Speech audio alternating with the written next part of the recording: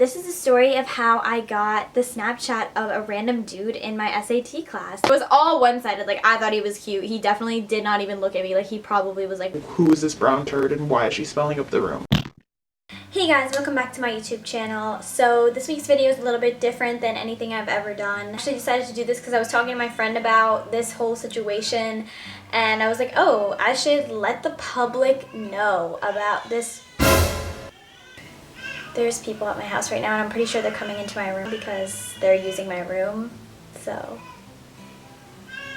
that's great. My friend and I were talking about this situation and I was like, oh my gosh, like I should put this on my YouTube channel. Let me publicize this embarrassing ass event. Let's get right on into the story. I'm scared they're gonna come into my room because like they're using my room and like it's...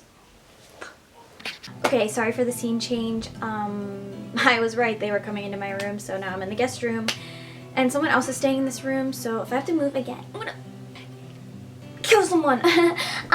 So November 2017, so last year, I took a Kaplan SAT class. Shout out to you, Kaplan. This is not spons. You helped a bitch out. It all started on the ripe day of, I don't really remember when. I had the first day of Kaplan and I was late. Actually, I left the house on time, but there was a huge traffic jam and it was a 25-minute delay, so I was 15 minutes late to Kaplan. And on the first day of Kaplan, you take a practice SAT. And I was on my period, I was freaking out, I basically had a panic attack on the highway. So I get there and like I have this fear always, just like every other girl, that like when I'm on my period, I leak. Sorry for the grossness. The entire time I was like afraid that I was leaking and I like felt like I was leaking and turns out I was.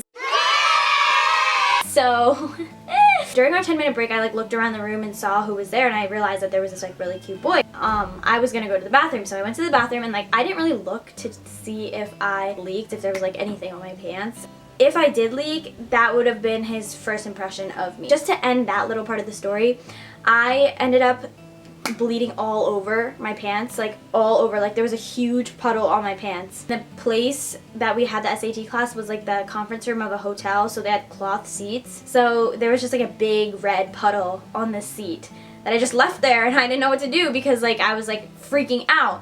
So yeah, that was one little story time.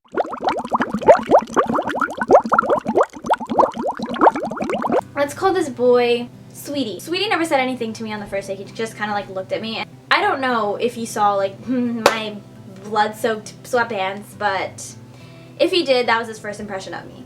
I think it was a total of 8 sessions of Kaplan.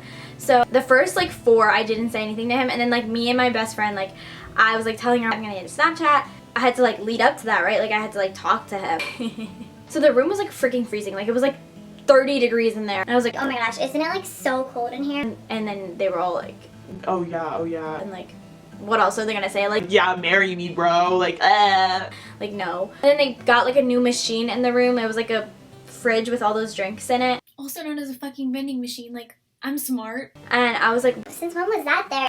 Fast forward, so second to last day, I was like, oh my gosh, I'm gonna sit next to him because when you sit at the desks together, like you are partners with that person. And of course, God was not on my side.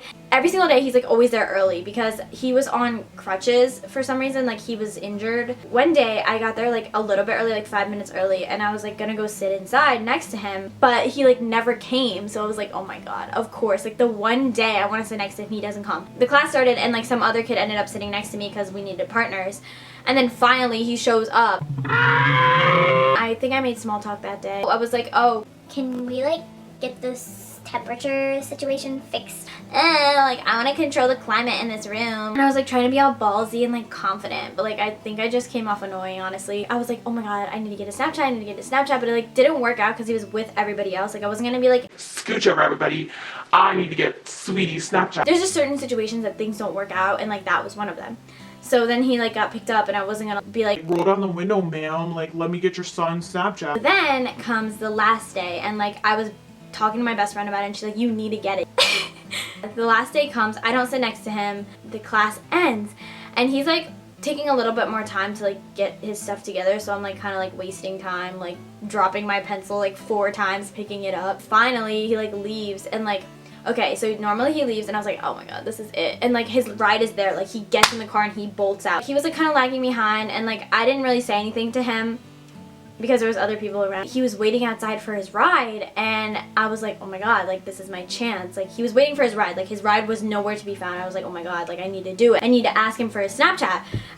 Keep in mind this is a freaking Snapchat. Like I'm not like asking him to marry me. I'm not asking him out. I'm not asking him on a date. Like I'm just like, can I like take a picture of your snap code and like add you? Like it's literally nothing. I don't know why I was like so scared, but keep in mind I'm ugly, so it was literally perfect. Like his parents weren't there. Like it was my chance.